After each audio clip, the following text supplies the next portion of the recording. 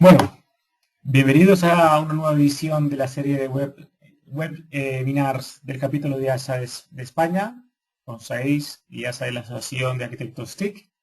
En esta ocasión la dedicaremos a uno de los 5 pilares principales de arquitectura que propone IASA, concretamente el de atributos de calidad, donde la idea es repasar su significado, por qué es fundamental conocerlo y dominarlo, y qué tipo de preguntas, principalmente ahí me enfocaré bastante, debemos tener en cuenta. Quien nos habla es Pablo Junco. Pablo Junco es el actual presidente de la Asociación en España. Además, soy arquitecto empresarial de Microsoft, dedicado a grandes cuentas. Pues sin más, sigamos.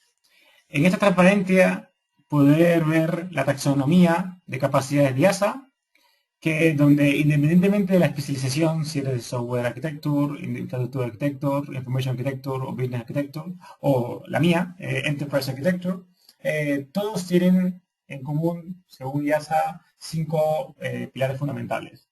En este caso, nos vamos a centrar, como decíamos, en quality attributes, pero también tenemos como recordatorio el pilar de diseño, el de gestión de dinámica de personas, la gestión del entorno de tecnología, de la información y la estrategia de la tecnología a servicio del negocio o Business Technology Strategy, que hemos tratado bastante en las últimas sesiones.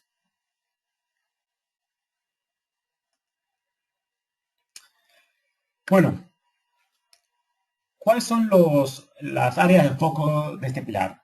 Por un lado, el balance y la optimización de dichos atributos de calidad.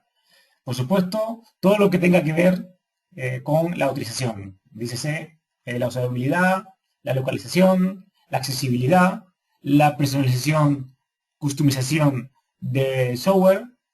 Por supuesto, también lo que está relacionado con el propio desarrollo, cómo nos gestionamos, cómo lo vamos a mantener, el proceso de soporte, la extensibilidad, la flexibilidad del software que vamos a desarrollar. Otra dimensión importantísima es la parte relativa a operaciones, una vez que ya el software está terminado, que básicamente aquí incluimos atributos como el rendimiento, la disponibilidad, la escalabilidad, la monetización, todo lo que es el proceso del empaquetado, de despliegue y de la solución y qué pasará después. Fundamental en todo y cada uno de los proyectos que hagamos, pero principalmente los que están expuestos o bien a una regulación, o bien por la información confidencial de los datos, o bien porque está expuesto directamente y lo publicamos en Internet, los elementos de seguridad. Y por último, me gustaría también compartir con vosotros algunas de las herramientas, sin citar el vendor o el fabricante, que ya se consideramos que es interesante tener. Bueno, antes de seguir me gustaría que penséis, incluso podéis compartirlo en el chat, vuestros pensamientos si queréis, pero un segundito, pararnos un minuto para pensar de todas estas capacidades, ¿cuál crees que es la más importante? ¿Cuál es la capacidad más importante? También pensar en cuál es la que más utilizas. Y pregúntate por qué es la que más utilizas. ¿Lo sabes? Porque muchas veces la utilizamos porque nos sentimos más cómodos, es la que conocemos, o porque directamente el proyecto no tiene el presupuesto eh, para considerar otros atributos de calidad. Pero ¿sabemos realmente cuál es el impacto de no hacer nada? ¿De no tenerlo en cuenta? ¿Lo hemos pensado? Otra de las preguntas que me gustaría que os hagáis es, ¿cuál es la más complicada de aprender o perfeccionar?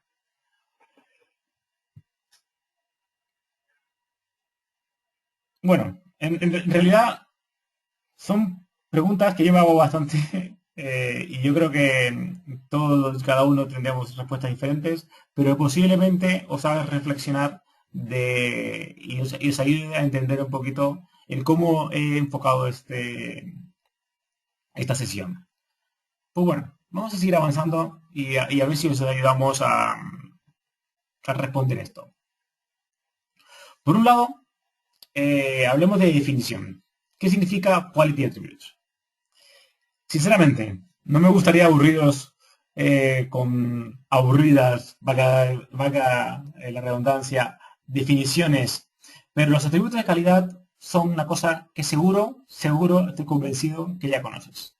Un atributo de calidad representa una preocupación horizontal a través de todos los aspectos de la estrategia de la arquitectura de lo que estamos diseñando, lo que estamos participando como arquitectos. Eso es mi definición personal.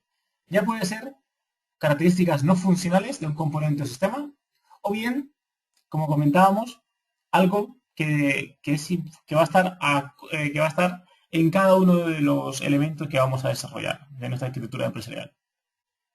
Para los arquitectos, eso es una capacidad esencial por su impacto en los proyectos, pero también por la gran proporción que se lleva del coste de un proyecto si se hace una gestión efectiva de la calidad de los entregables. Esto es claro. Muchas veces no se impacta en el coste directo en el proyecto porque directamente no se está haciendo la gestión, pero creedme, y posiblemente lo sabéis, que post el deployment del proyecto eso se paga porque posiblemente el mantenimiento es mucho más caro de la aplicación, ya sea para la empresa o para ese proveedor que ha hecho el outsourcing, por ejemplo, de ese proyecto. Dados a preguntar, ¿os imagináis qué pasaría si un arquitecto de edificios selecciona un hormigón o acero de mala calidad para la base de un rascacielos que va a construir? Desde luego, no me lo quiero imaginar porque trabajo en un rascacielos. Ya un poco más en nuestro punto o en nuestra arena, ¿qué pasaría si una solución tipo Facebook no hubiese tenido en cuenta la escalabilidad de su portal? No lo sé, pero estoy convencido que no hubiese sido tan popular si a partir de un volumen de usuarios sale un mensaje de 500. Servicio no disponible. Por favor, pruebe en unos instantes. Por ahí van los tiros. Y creo que espero que me podáis entender. También hablaremos de los trade-off, pero me lo voy a dejar un poquito para después, porque creo que en algún punto tendrá más sentido que en estos momentos. Bueno, y esa como asociación que intenta profesionalizar nuestra práctica, pero también darla a conocer y asegurarse que las empresas entiendan por qué es importante tener un arquitecto. También hacemos investigaciones sobre metodologías y procesos, pero también por cada uno de nuestros pilares. Cada año lanzamos una encuesta a todos nuestros miembros y a empresas colaboradoras, como por ejemplo CEOs de empresas con las cuales colaboramos. Y en este caso me gustaría compartir con vosotros una encuesta sobre los atributos de cualidad. Básicamente, aquí tenéis por cada uno de los sus capacidades o foco o áreas de foco, entendáis cómo las personas que entrevistamos nos decían cuáles eran esenciales, cuáles eran importantes, cuáles directamente no tenían ningún impacto en ellos o simplemente eran neutrales.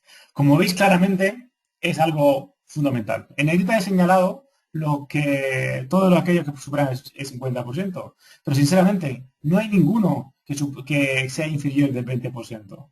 Y si lo es, estamos hablando, por ejemplo, de la monitorización de Quality Attributes, que es esencial. El 21% de las personas piensa que es esencial, pero en cambio el 51%, casi el 51%, considera que es importante, muy importante.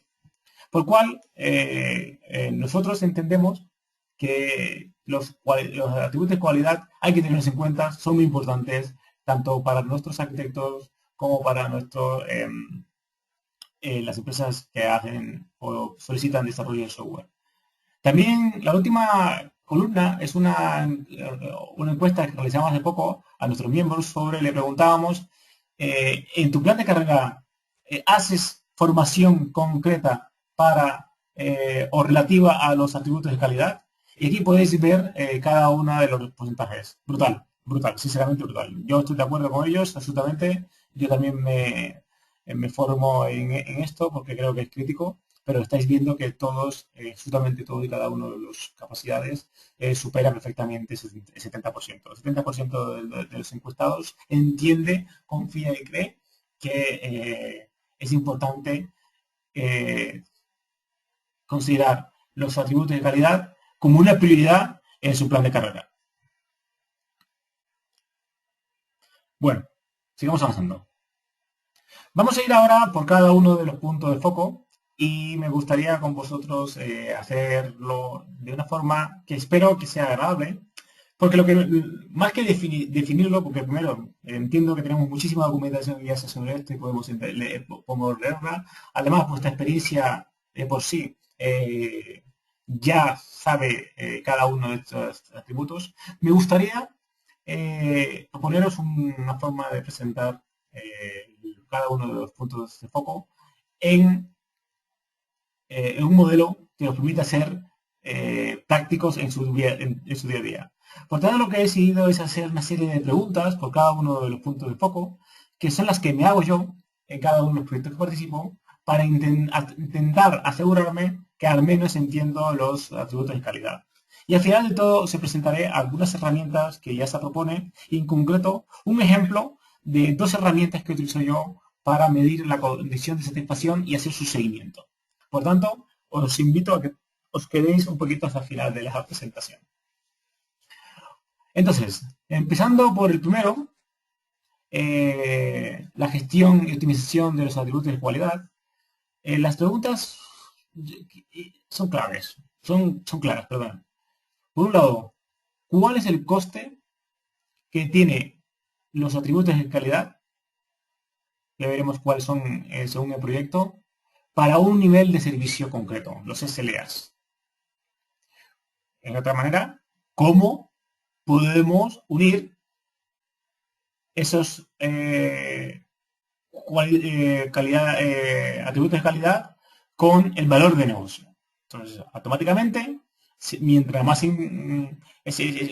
impacto en valor de negocio, por supuesto, tendrá una mayor importancia y por tanto tendremos que, como mínimo, asegurarnos de que tenemos que implementarlo. Y por tanto, esa implementación, ese aseguramiento, esas pruebas, tendremos que asegurarnos que estimamos un esfuerzo, personas que se dediquen a ello, y por tanto tendrá un coste. Por tanto, es importante saber cuál es el coste que pueden tener.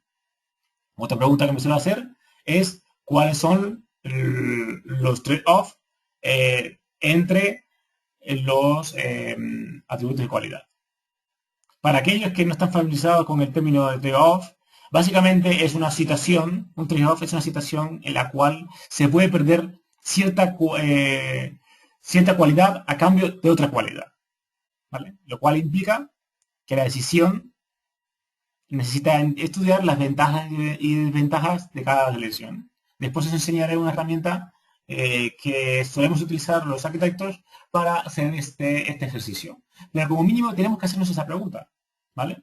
No hace falta hacerlo tan en detalle como os voy a presentar al final, porque tiene una visión académica, pero desde luego yo siempre recomiendo tenerlo en cuenta. ¿Cómo vamos a justificar ese trade-off? Quito esta capacidad por esta otra, o priorizo esta capacidad por esta otra, ¿vale? Eso es fundamental, ese discurso tenemos que tenerlo. Si no lo tenemos, es que no lo hemos tenido en cuenta. ¿Cuál es el efecto de aplicar esos trade-off sobre las personas? Y eso es fundamental, porque posiblemente si no gestionamos esos trade-off y no sabemos explicarlos a cada uno de los impactos o grupos de usuarios impactados, ya sea tecnología, operación o el propio usuario final, posiblemente tendremos un problema. Y por cierto, ¿cuáles de esos trade-off, estas cosas que hemos quitado por el beneficio de otro, afectan a los requerimientos no funcionales? Porque quizás al quitarlo estamos afectando a un no viviente y por tanto tenemos que asegurarnos que alguien hace la gestión del cambio. En relación del capítulo relativo a la actualización, básicamente en este punto, como comentábamos, se basa en entender la usabilidad y todos esos aspectos relativos a las personas. Estamos hablando de, como comentábamos, esa usabilidad, perdóname que repita, pero creo que es fundamental, la localización de esa persona, por tanto significa la cultura en términos de cómo consume la información, qué tipo de, cuál es su moneda, cuál es su forma de poner los números, cuál es el formato de los números, perdón, cuál es el uso horario, cómo poner las fechas, un orden, etcétera. Cómo vamos a personalizar la experiencia, por ejemplo, por país o por idioma o por un parámetro que nos identifique negocio. Aquí yo siempre hago 4 preguntas. ¿Cuál es la diferencia entre localización e internacionalización? Fundamental saberlo, porque no es lo mismo simplemente preparar una solución para que sea localizada y otra solución que va a salir a forma internacional o va a ser un proyecto global. Por ejemplo, recién estuve trabajando con un cliente, una empresa de banca con sede en España y que tiene muchas sedes en Latinoamérica y en el mundo. Y simplemente al pensar en la internacionalización nos dimos cuenta que teníamos que controlar la cultura. Y en este caso lo que decíamos era, nos dimos cuenta que no vale solamente con un lenguaje, un soporte multilingüe, sino que es dentro del mismo lenguaje español teníamos que soportar diferentes tipos de países y diferentes tipos de formatos, porque no es el mismo el cómo describimos las cosas en España como lo se describen en Chile, por ejemplo, o en México. ¿Y cuál es el formato de las fechas en México que en España? Aunque por cierto no es el caso. ¿Cuál es el resultado que tenemos que considerar como mínimo sobre un estudio de usabilidad? Y cómo este resultado nos puede ayudar como arquitectos. Fundamental a la hora de tomar decisiones de diseño, ¿verdad? ¿Cuáles son, cuáles son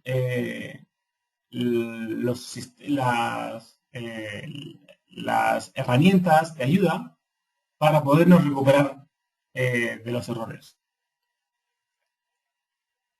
¿Qué significa una herramienta orientada al usuario? Lo que llamamos user-friendly.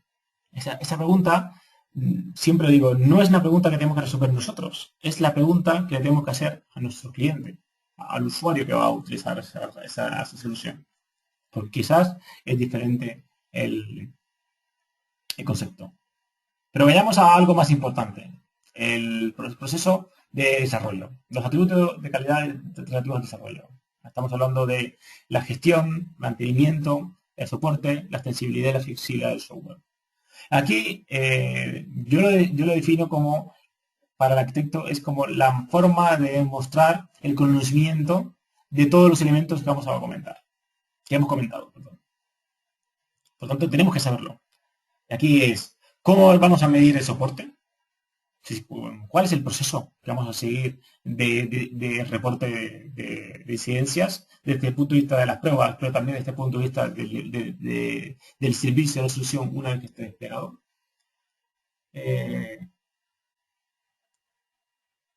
¿Cuál es el ejemplo de un trade-off versus o contra el uso que se le va a dar de un quality attribute? Es fundamental conocerlo.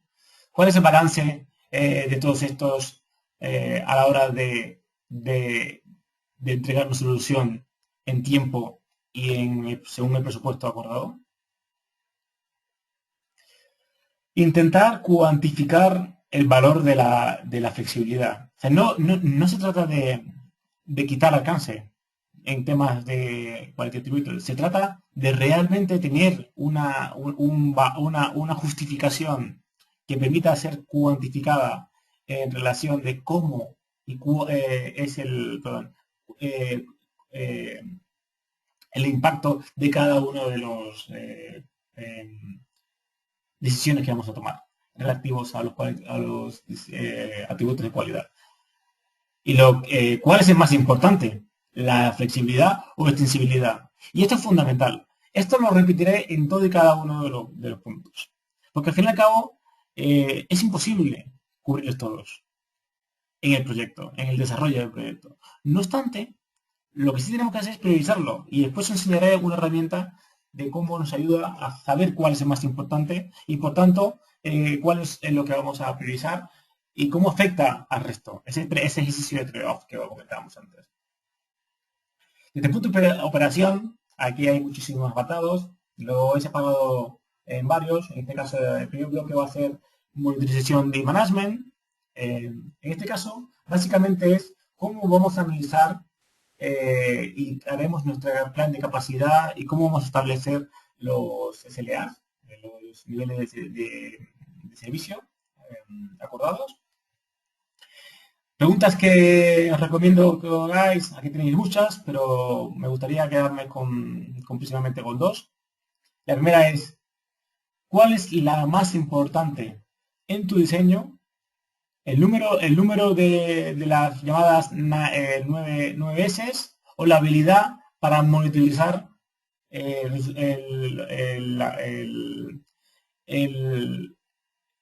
si estamos consiguiendo el objetivo. Esto es fundamental, porque muchas veces el esfuerzo se nos puede, la estrategia que vamos a seguir no puede afectar como mínimo un pelín, digamos así. Por cierto, aquellos lo que no sabéis lo que significa las 9S, ¿vale?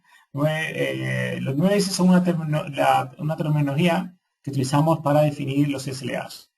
Para que os hagáis una idea, cuando hablamos de número 9, un 2 en el número de los 9S, estamos diciendo que nuestra aplicación tiene que estar al 99% del tiempo disponible, lo cual significa unos 3 días y 15 horas, ¿vale? Del total de no servicio durante el año. Por ejemplo, cuando decimos que tenemos 5 9S, estamos hablando de 99,999%, lo cual significa que en el año entero nuestro sistema solamente puede estar caído 5 minutos y 15 segundos. Y cuando hablamos por un lado, de la monitorización requiere un esfuerzo.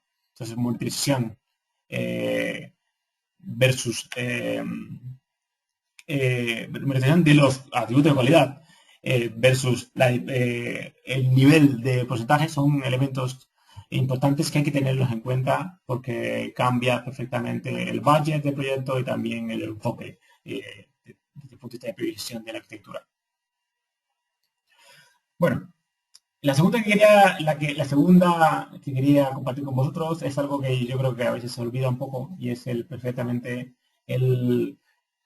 cuáles son los activos que tenemos que monitorizar. Fundamental. Eso para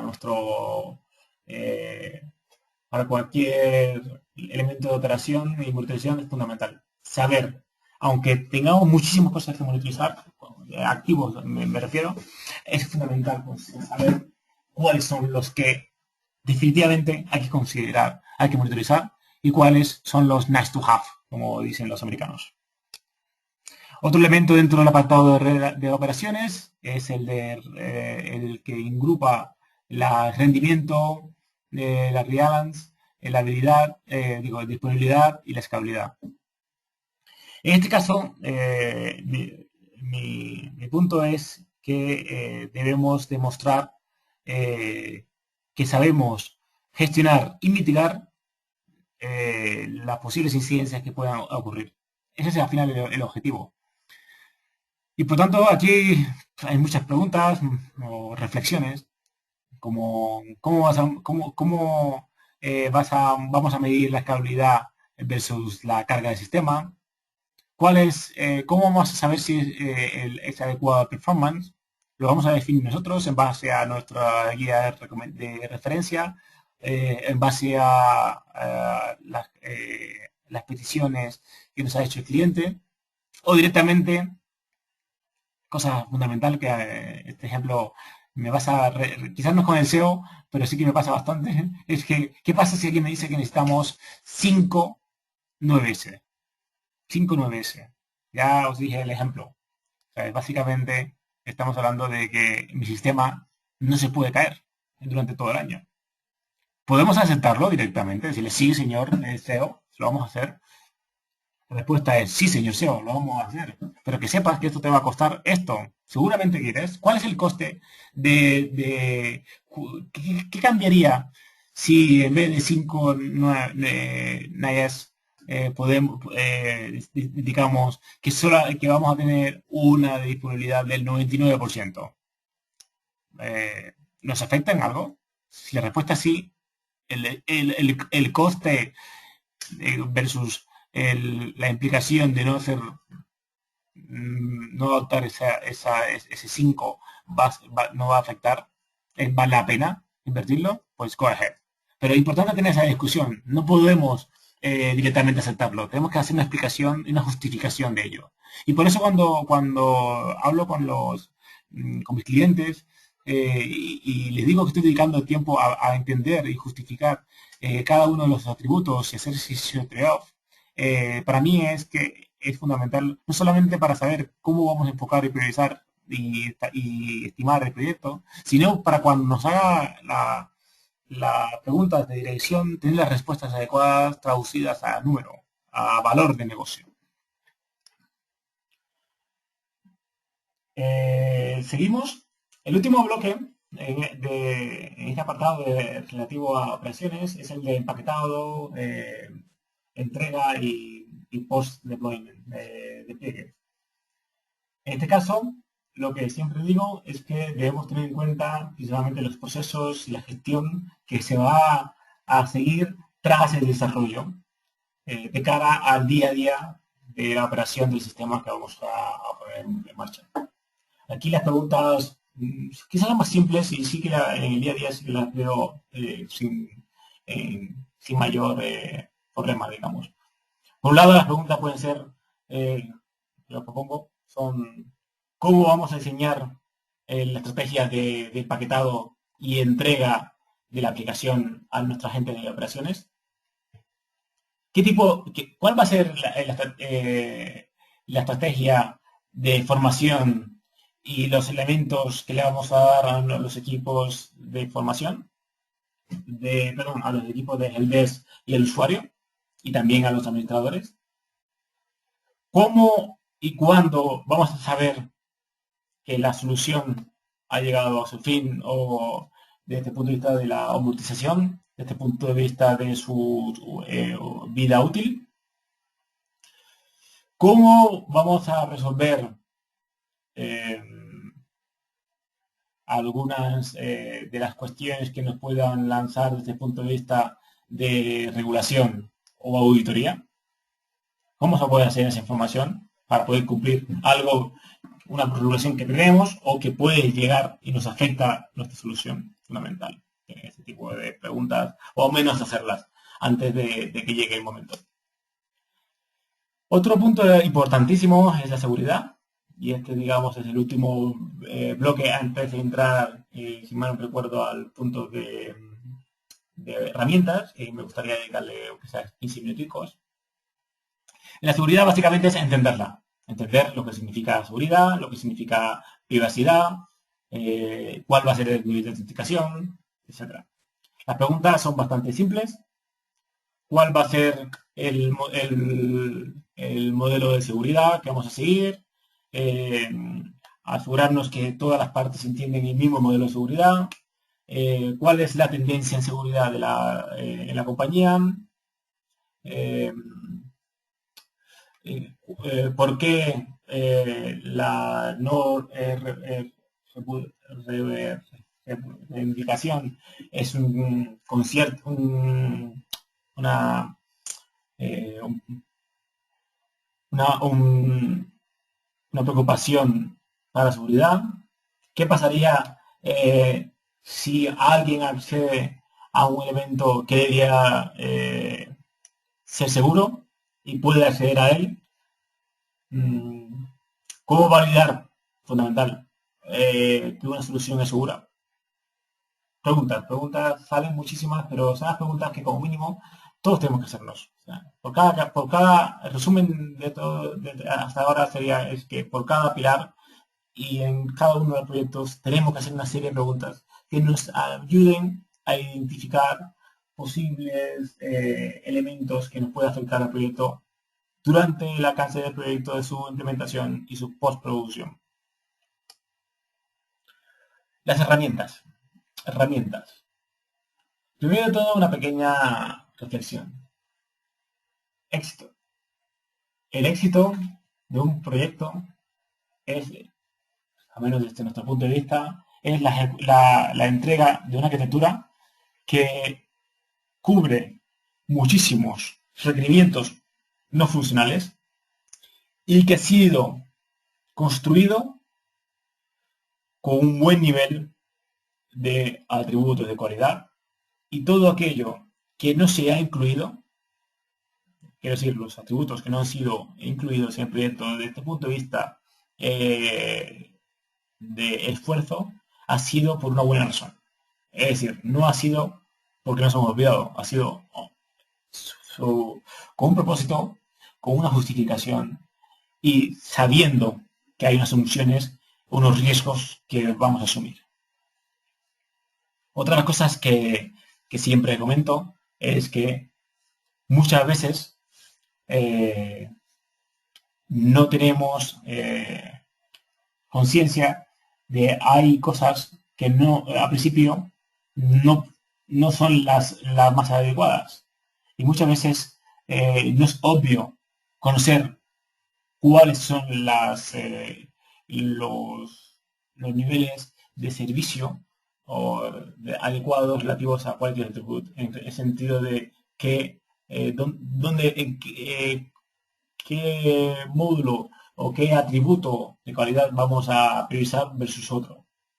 Por lo tanto, es fundamental para hacer este ejercicio, es decir, no simplemente decir performance, disponibilidad, usabilidad. No. Intentemos utilizar métodos formales que ya existen, como ATAM o SEBAM, porque realmente pueden ayudar. Yo en esta presentación os voy a compartir 3 métodos. La matriz de trade-off, los árboles de calidad o utilidad, aquí os enseñaré los ejemplos, y al final uno. Bueno, seguimos. El último es ese SEBAM. El primer lado es la matriz de trade-off. Recordar que básicamente hablamos de un trade-off es que tenemos que priorizar unos elementos, unas cualidades por otras, ¿vale? Entonces, esta matriz es una matriz que, según el vendor, según la herramienta, vas a encontrar muchísimos formatos. Este es un ejemplo, personalmente el ejemplo que usamos en Microsoft, concretamente, en los arquitectos de Microsoft. Y básicamente lo que hacemos es, básicamente ponemos todo y cada uno de los atributos de calidad y los enfrentamos.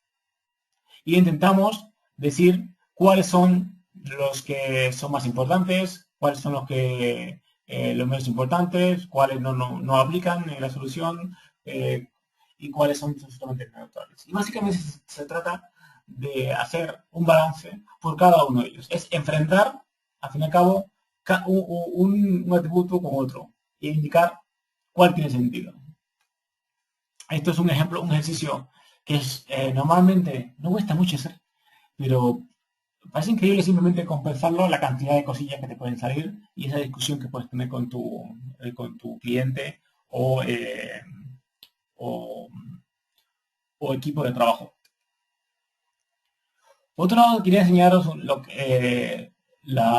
ejemplo de la herramienta de Utility Tree de ATAM. En este caso, básicamente, lo que te proporciona es una especie de listado de guía por cada uno de las capacidades o subcapacidades de un elemento de atributo, un atributo de calidad, intentar definir cuál es su impacto, ¿vale? Desde el punto de vista por pesos y su complejidad. Lo que se intenta decir es, por ejemplo, en este ejemplo a la izquierda tenéis integrar con la seguridad sin examen del cliente, relativo a la autorización, perdón, a la autenticación, perdón. Por tanto, estamos hablando de que, por un lado, la complejidad es media hacer esa integración y el peso de su importancia es alta. Entonces, claramente, nos está dando una pequeña matriz. Entonces, si lo resumimos, si vemos otra, por ejemplo, en la autorización, estamos diciendo que el uso de la autorización por roles es de una complejidad baja, con una importancia o un peso en su importancia alto. Y aquí tenemos varios, la disponibilidad. End User Deployability, Availability.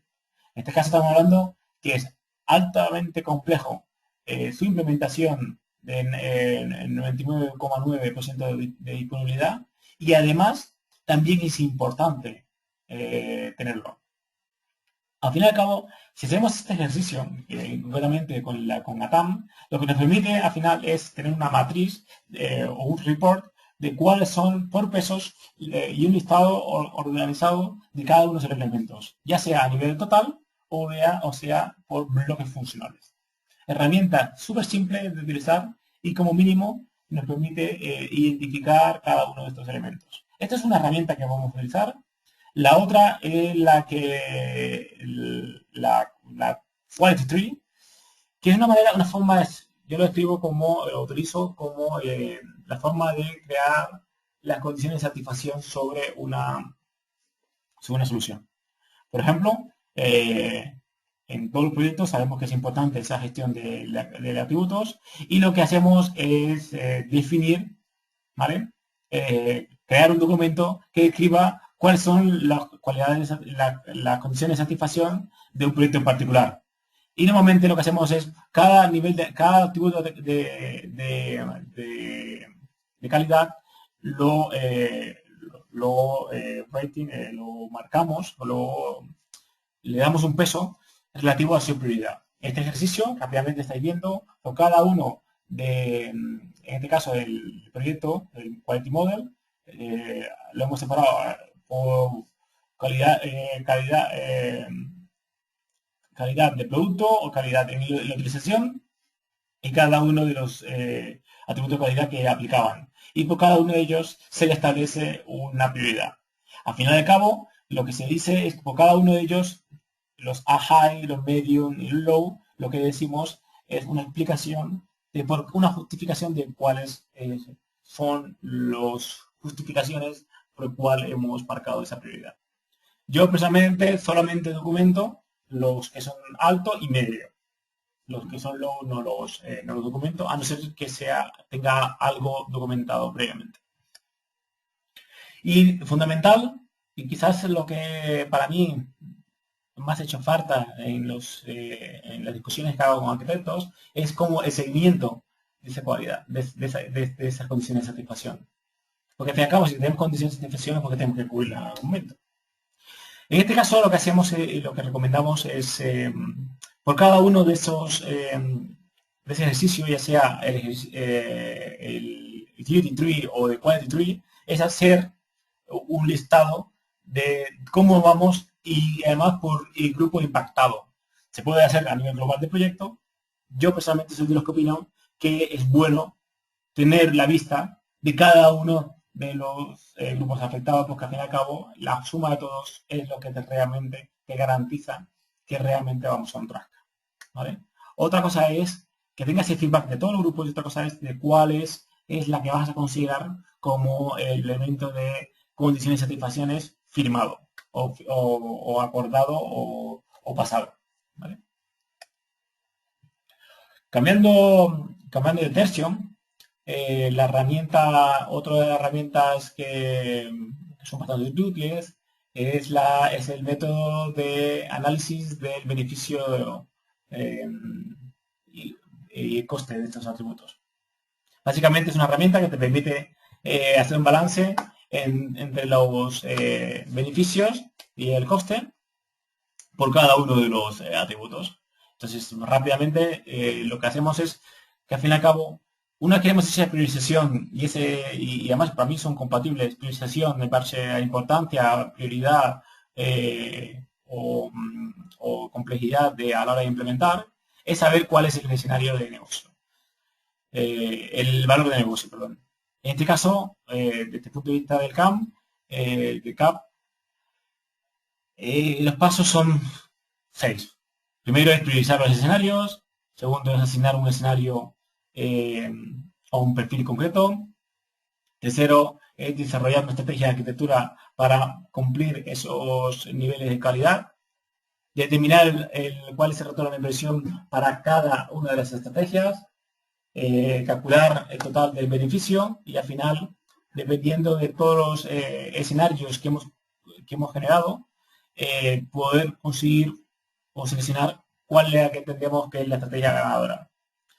Cuando hablamos de escenarios, por cierto, lo que estamos hablando es coger varios modelos, varios atributos, combinarlos dentro de una de estas gráficas. Es decir, yo personalmente lo que no suelo hacer es meter todos los atributos en una gráfica, porque al fin y al cabo es complejo. Lo que suelo hacer primero, me hago el ejercicio anterior. Personalmente lo que hago es el quality tree, y de los que son más importantes y medios son lo que es unos, y creo un escenario y a partir de entonces utilizo la herramienta de Cost Benefits Analysis Method. ¿De acuerdo? Hacerlo porque principalmente es una forma muy buena de cuando un SEO te dice quiero que implementemos el número 5 de los Nice, tenemos que asegurarnos que tenemos una respuesta desde el punto de vista de negocio, porque al fin y al cabo es por lo cual lo está pidiendo. Para terminar esta charla, abrir las preguntas.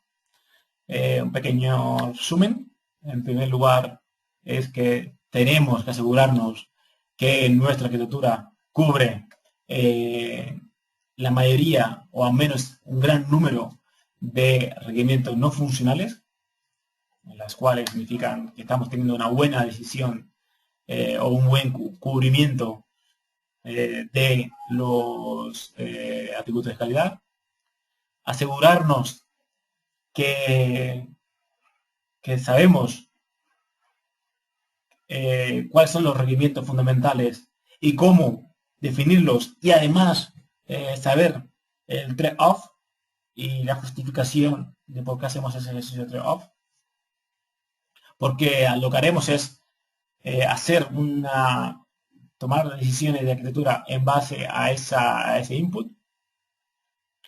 Posiblemente lo sabemos, pero quizás no lo recordamos cada vez.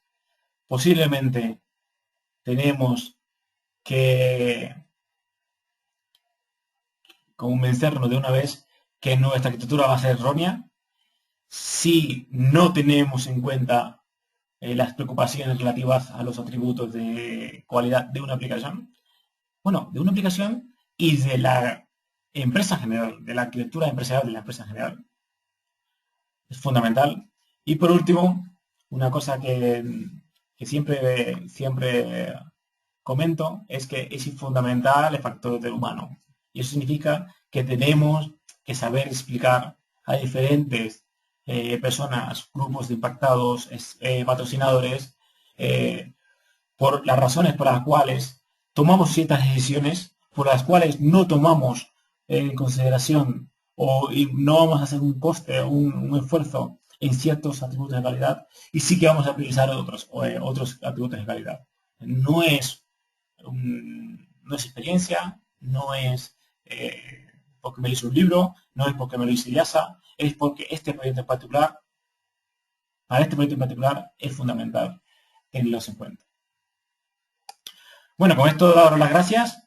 Espero que haya sido una charla al menos agradable. Hemos estado 40 minutitos hablando un poco y compartiendo cómo los atributos de calidad desde el punto de vista de por qué IASA es importante es un pilar importante.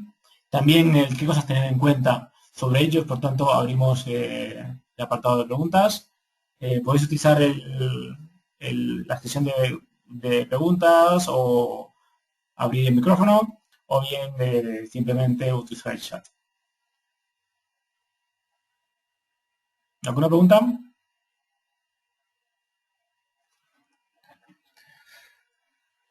A ver.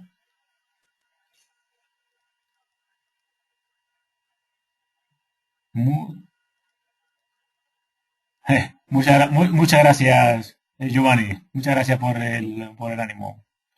Bueno, creo que no hay más preguntas. Simplemente es agradeceros a todos. Como comentaba, este es un webinar de IASA en España. Os invito a participar, entrar en nuestra web para ver todos los eventos que tenemos, que sean presenciales o online como este.